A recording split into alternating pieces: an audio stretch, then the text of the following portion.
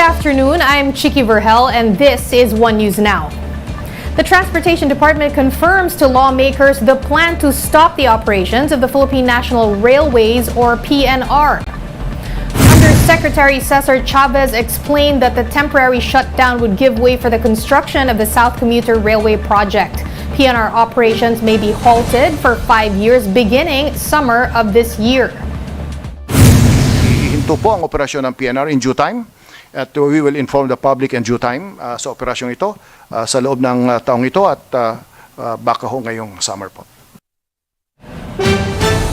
With the halt of PNR operations, Chavez assured that they are addressing inconvenience that will be experienced by thousands of commuters.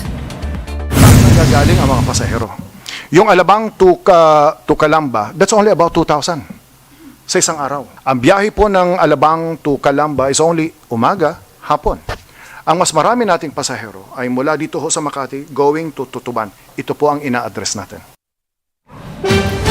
In an interview with reporters, Chavez also said the DOTR is planning to privatize the operations of MRT-3 and LRT-2 as one bundle.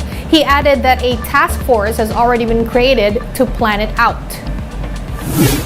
Meantime, the opening of the Metro Manila subway may be pushed back to 2029 due to right-of-way issues. The partial opening of the subway was originally slated for 2025, but the Transportation Department says they have yet to resolve the issue on relocation of informal settlers living along the subway project's route. The DOTR is also working on the transfer of utilities such as drainage pipes and telco posts. For this reason, the DOTR called for legislation which would assure the acquisition of the right-of-way before the government buys the equipment for the project. Baka magkaroon ng isang legislations or even initiative within the executive department na bago magkaroon ng procurement para sa mga contractor, at least 70% of the right-of-way is already acquired. Moving on to other news, the Philippine Coast Guard is countering China's defense about its use of military-grade lasers in disputed waters. PCG spokesman for West Philippine Sea, Jay Tariela, said that Beijing could have acted differently if they only intended to protect navigation safety. Recall that Chinese Foreign Ministry spokesperson Wang Wenbin denied that the Chinese Coast Guard pointed lasers at the crew of a Philippine ship off Ayungin Shoal. But the PCG insisted they have nothing to gain from making up stories about what really transpired on February 6. Bakit tayo gagamit ng laser kung ang mga barko nila ay equipped naman ng radar? If their interest really is to check the distance of the Philippine Coast Guard from their own vessel, they can always make use of their own radar. Meanwhile, the Philippine Coast Guard beefs up its presence in the West Philippine Sea. The PCG has confirmed that it deployed one of its largest ships, the BRP Teresa Magbanwa, on January 28 upon the order of President Bongbong Marcos. Over a week into the vessel's maritime patrol off the Kalayaan Island group, PCG revealed that it challenged a Vietnamese-flagged fishing boat off Recto Bank and directed it to leave the country's waters. United States President Joe Biden wants to speak with Chinese counterpart Xi Jinping about the suspected spy balloon that the U.S. shot down early this month. Biden did not say when exactly he will talk to Xi, but notes that Washington is engaged diplomatically with Beijing over the matter. Beijing had earlier criticized Washington for overreacting by shooting down their balloon and warned of countermeasures against those undermining their sovereignty and security.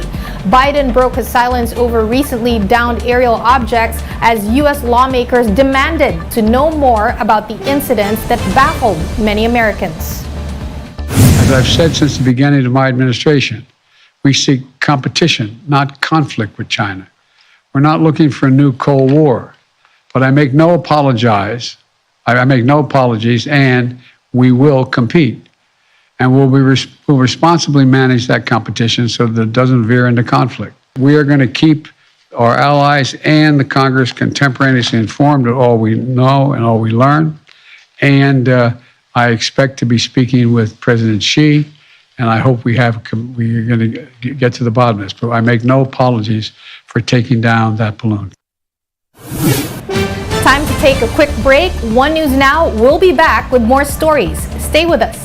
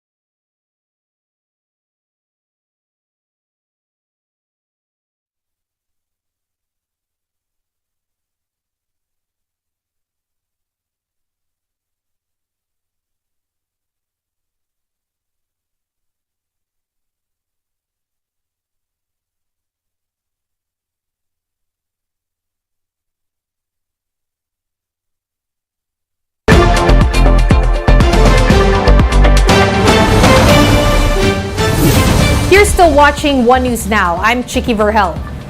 In Masbate, classes in all levels remain suspended today due to the impact of the magnitude 6 quake that struck yesterday.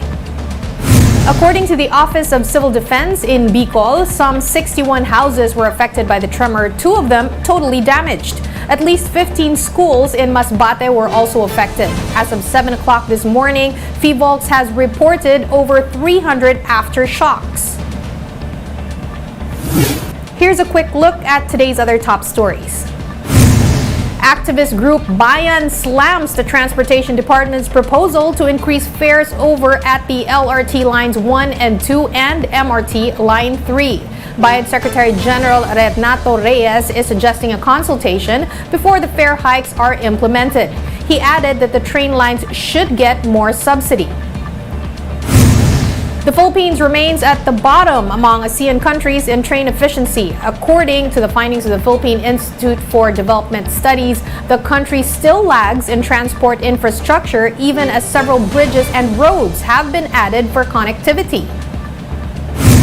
The Bangko Sentral raised interest rates by half a point for a second straight meeting. The Monetary Board increased the overnight reverse repurchase (OR) policy rate to 6%, the highest in nearly 16 years. The BSP's new rate hike came after inflation zoomed to a fresh 14-year high of 8.7% in January.